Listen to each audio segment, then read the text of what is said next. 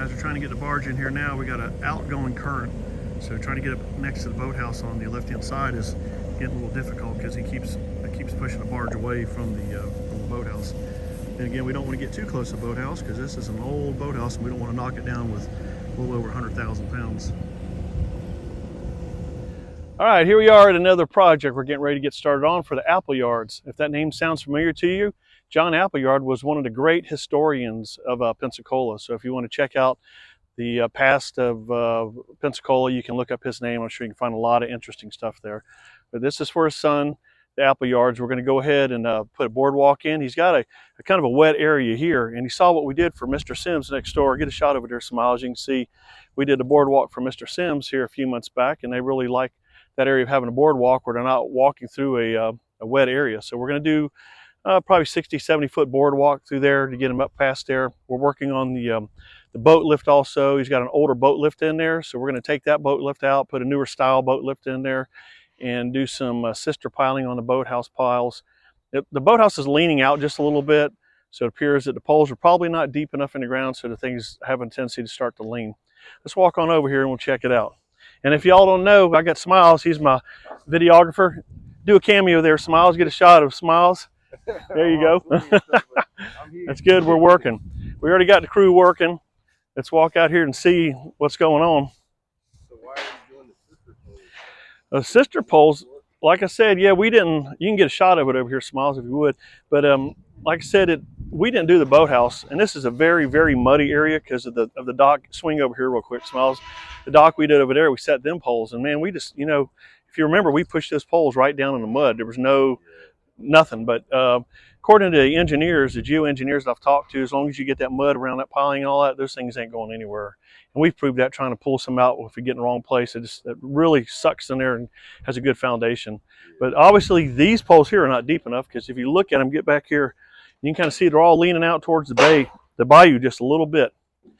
So we're going to go with some, you can see the pilings on the barge sitting over there now. We got some 8-inch pilings, they're 20 foot long. We're going to push those down beside these pilings, and then we'll take some 5/8 stainless steel rods, kind of like in that corner pole. They've already done one on the outside over there. Yeah, I seen that earlier. Yep. And we're going to do some more on there, do a little bit bigger poles, and we'll through rod it with some stainless steel rods. Then up in the boathouse, look up in here, Smiles. We got an old style lift, as you can see. It's really not the best. It's not put in the right location. You can see everything's starting to twist. The back one especially is kind of twisting when they put weight on it. So we're going to take that off. We're going to put everything on the side pilings like we normally do on most of our lifts. That'll put all the weight on the pilings, not in the middle. And then we can open this middle up, where if they got the T-tops or whatever, they can raise the top on up, and you don't have an area where birds are going to sit up there and be messing on the boat and all that, and give you a little bit more clearance up there. So that's good. If y'all like what we're doing here, check out our Facebook page. We have a Facebook page /Dales Marine. We have 5 crews that actually do this. I just video what we're doing on our crew right here. So if you want more of it, just check it out. You can see some still pictures there of what we're doing. And if you do, leave a comment that you came to the Facebook page. Thought something fell in the water. That you came to the Facebook page via the YouTube. I'd just like to know who's actually watching and checking it out. Swing up this way, Smiles. You can see this is where we're gonna put the boardwalk. You can see where they just cut the grass where the tractors are sinking and all that. So that'll give them a nice area to walk down here instead of getting their feet all wet. Yep. All right, if y'all hadn't subscribed yet and you like what you see, please give us a subscribe. We all appreciate that, and give a shout out to people on the crew. We got Jeremy out here. He's one of a new guy, fairly new. Carson up there, our boat captain, as we said in an earlier video. Smile. Yeah, smile, Captain Carson. And then, of course, we always have Gatlin. All right. Got the old beams almost taken down. The new triple beams installed. Yes, sir. Bye-bye to the old boat lift. Right there.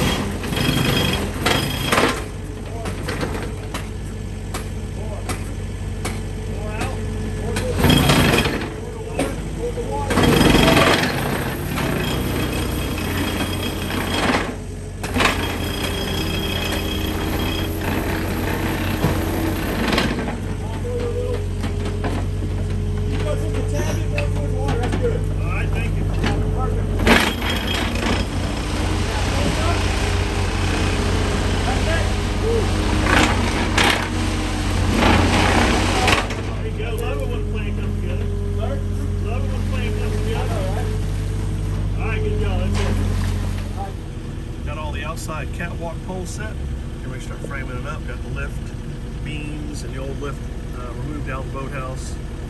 Now we've got the lift going in, new lift going in. And Smiles up there on the dock, posing for the camera. Everybody setting down the pole on the other side, and we're going to start on the boardwalk up through the backyard.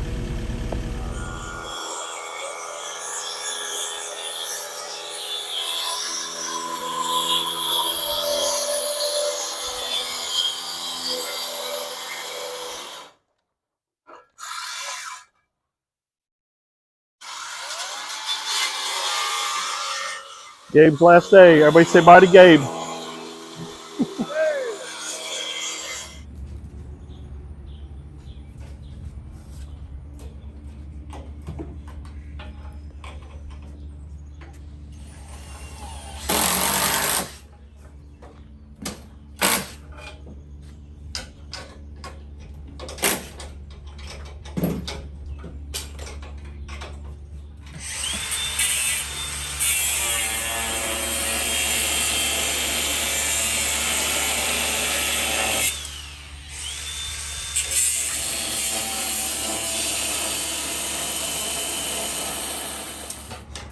Oh, this one looks. Did it work out? Yeah. Oh, look at that. Sweet.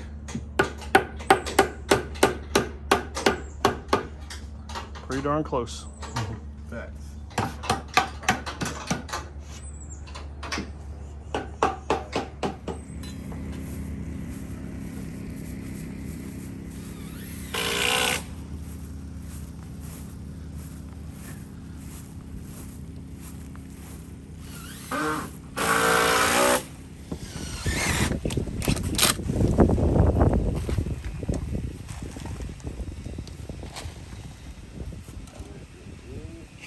All right, so Miles, here we are. We're back at Apple Yards again. We've got a lot of progress since we did our first video on this here. So we're gonna add that to it so y'all can see what's going on. We've got a, looks like about a 68-foot ramp. We've came up into the yard. We did get the sewer lines located. As you see some green flags up there. We did not hit any this time, thank God.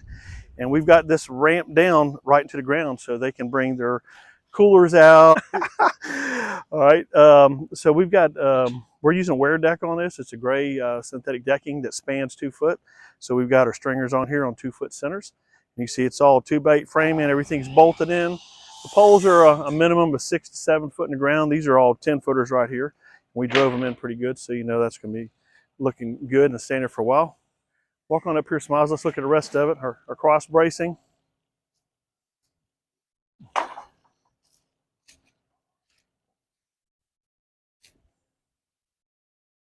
We're getting the decking installed up here right now. We went ahead and installed a little bit of weed barrier below the decking to keep the grass from going up through the decking in this area here, so you don't have a bunch of grass through the cracks and all that. It'll keep it looking nice long term. There you go. Does that just prevent the grass? Yeah, it keeps the grass from going up through the cracks and all that, so you don't always have to be cutting the grass in between the cracks. I think it's gonna look pretty cool. All right, right here you see we got a couple deck boards here. What I did here is I traced the power line right here. You see the power line coming off. We checked the power line. The wire size is adequate. The wire size is adequate to support both boat lifts over there. So I dug it down. It actually runs through here, and then it shoots right back beside that pole going up towards the house. So we dug a little hole there just to make sure we weren't going to drive our pilings through it. And also looked through the cracks over here in the decking and found the water line here. You see the water line right there. So we got on the back side of the wall, we dug that down also and found kind of the direction of which way the water line went towards the house. We'll get that video here in a minute. I'll show that to you, but it shoots pretty much parallel in between the dock here all the way up to the house. I got underneath the house and looked and found a water line coming from a hot water heater under the house with a valve on it. Traced that to the side of the house, came to the outside of the house, dug a hole down there on the outside of the house and found a water line. So we got really fortunate, lucky that we were able to find the existing water line. Staff and the charger put in a new water line, and Carson didn't have to dig another ditch all the way up to the house. I think he's tired of digging. Yeah, a lot of digging. Yeah, especially through the roots and all that.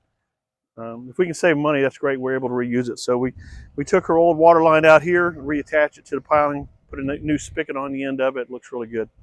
Let's go check out what we've done out here. All right, got a nice walkway going around the boathouse now, as you can see.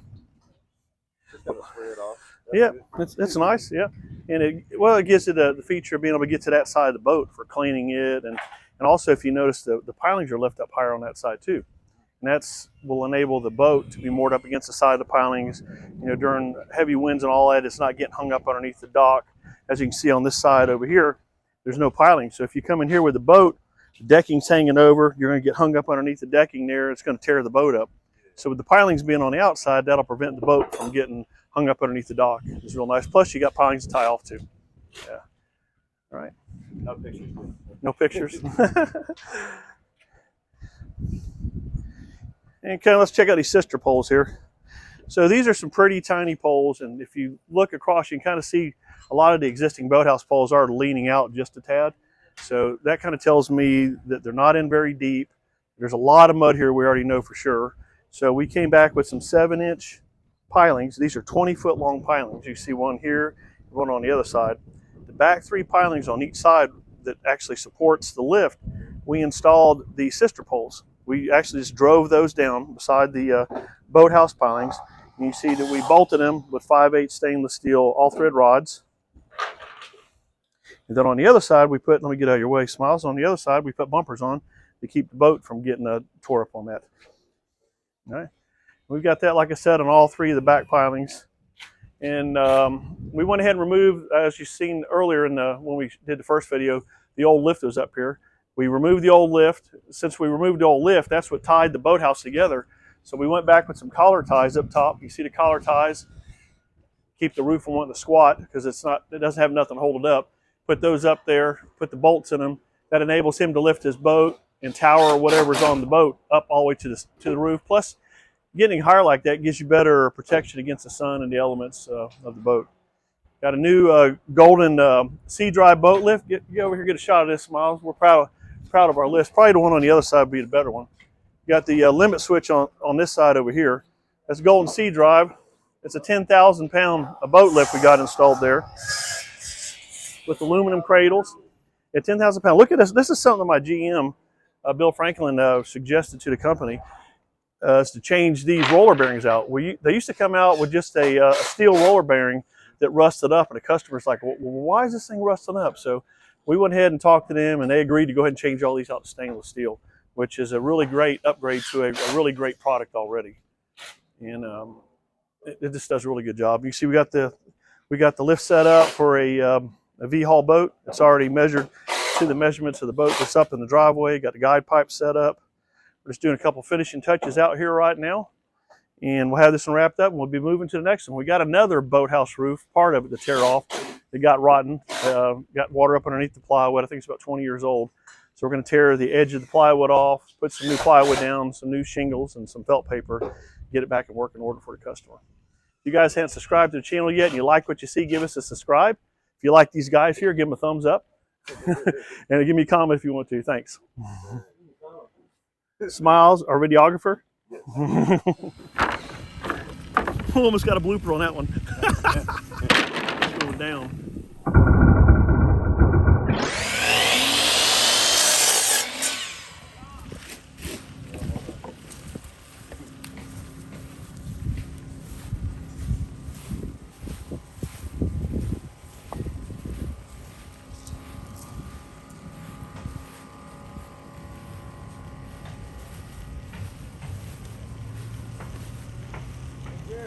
Okay, so I'm going to go up underneath the house here and show you exactly where I found that water line.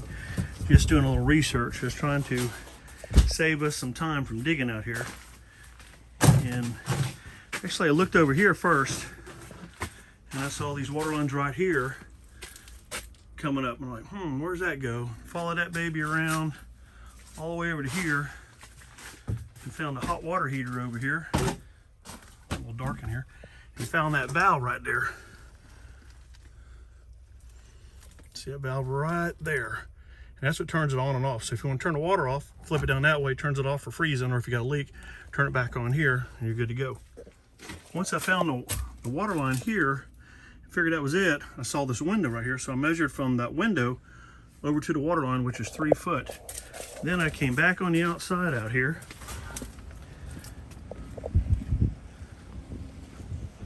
Pretty much did the same thing right here, measured over 3 foot. Once I measured over 3 foot, dug me a little hole down there, and lo and behold, there's a water line running out. If you look at it, it runs out straight down the dock.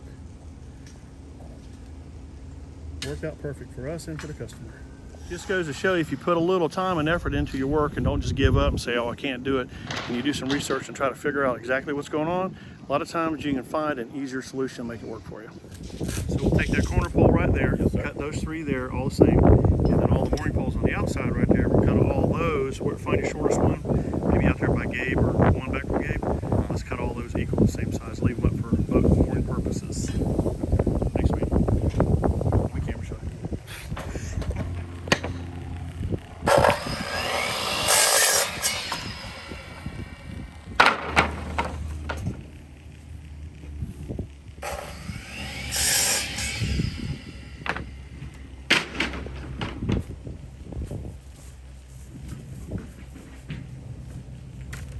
Okay, we're in the final stages of completing this project now.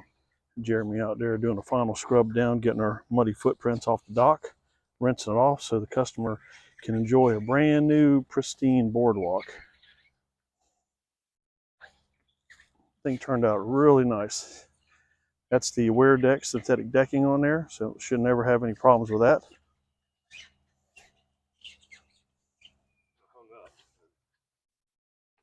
Terrible, but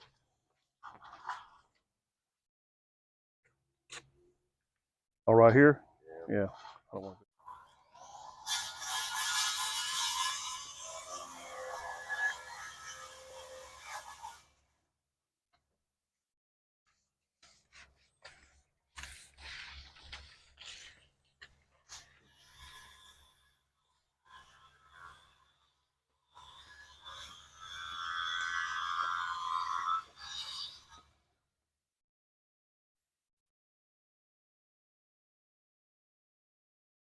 Hey y'all, I really appreciate you watching my videos. That means a lot to me. And my buddy Jake, my vendor that sells the Everlast Vinyl Seawall, I really appreciate him. He sent me a picture of a company, Down to Earth Living, up in Ohio. So if y'all need some work in Ohio, check them out. But they've got my video on repeat in their office. So that's really cool. Makes us feel really good that you appreciate our work that much that you would show it. So all the guys are happy about it, and thanks a lot. You guys hit the subscribe button. That's what keeps the YouTube channel going and also helps me out. If you got any comments, feel free to leave them. Make sure y'all hit the subscribe button. That really helps me out. Appreciate it. And leave me a comment. All comments matter. And they, I shouldn't say that.